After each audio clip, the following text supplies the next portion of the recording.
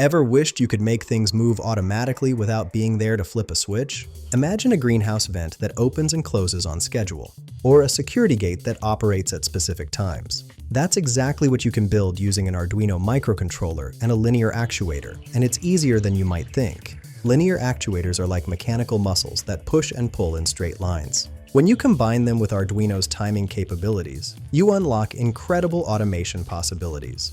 Think solar panels that track the sun throughout the day, automated feeding systems, or ventilation controls that cycle precisely when needed. The beauty of this approach is its accessibility.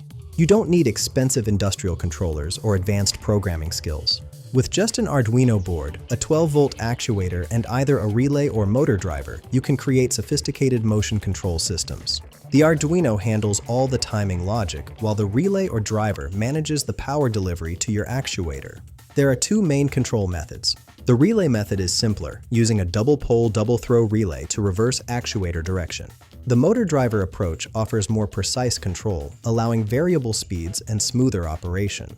Both methods work reliably, and the choice depends on your specific application needs. What makes this particularly powerful is the flexibility. Once you understand the basics, you can easily modify timing intervals, add sensors for conditional logic, or scale up to control multiple actuators simultaneously. Whether you're prototyping industrial equipment or building a personal automation project, this technique opens doors to countless possibilities. Ready to start building your own automated systems? Find the link in the description below to read the full article.